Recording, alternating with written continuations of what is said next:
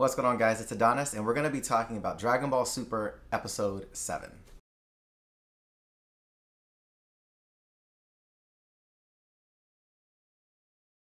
So Episode 7 was crazy. It was it was a perfect setup from last episode, obviously. They're on the boat. Beerus is about to start fighting. He already smashed Boo really quick, blasted him in the water. Now, this episode, even though there wasn't a big climax at the end as far as the transformation from Vegeta, because that's what it was talking about, it was like more of a power up as opposed to like a transformation. I know there's a lot of rumors of Super Saiyan 3 Vegeta, which would have been awesome, but we didn't get it.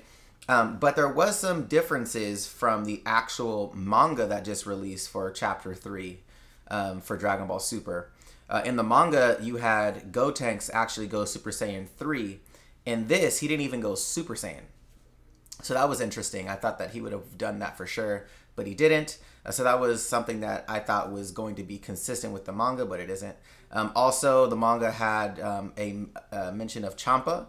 Champa hasn't even been brought up yet in the series, so that's still up in the air whether they're going to introduce him sooner or later. But as far as the fighting goes, the Z Fighters versus Beerus was awesome.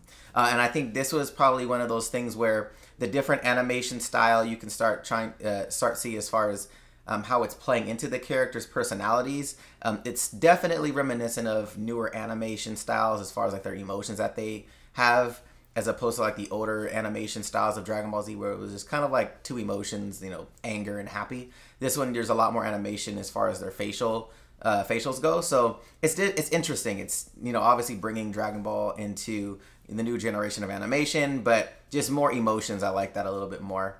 Now, another thing that I really liked though was Gohan. I'm not sure if he was Ultimate Gohan or Mystic Gohan or whatever you want to call him, but he powered up and went to go and got smacked by Beerus holding Boo. So that was funny. And he was out, like done. He was toast. But you really got to see Beerus, like that. I'm loving Beerus right now in the series because he is just so much more powerful.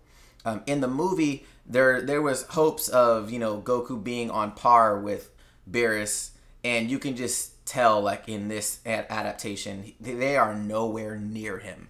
You know, Vegeta trying to fight, goes Super Saiyan, goes up and tries to punch him, and literally just gets frozen in midair.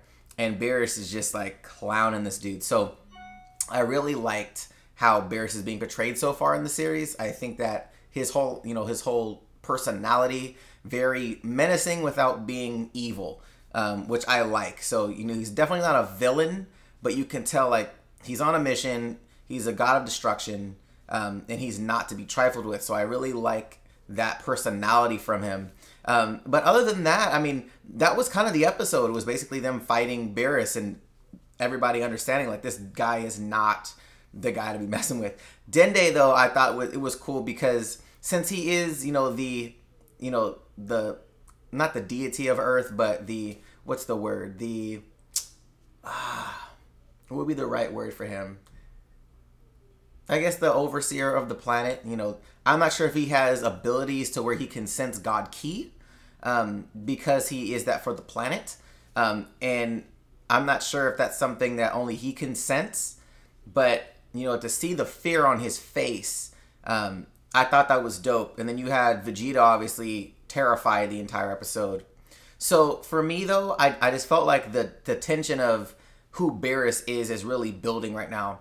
Still sad to see there wasn't a big transformation for Vegeta. Obviously, he had a gigantic power-up, but we'll see what that turns into the next episode. Obviously, you see the next episode's preview. Goku shows up.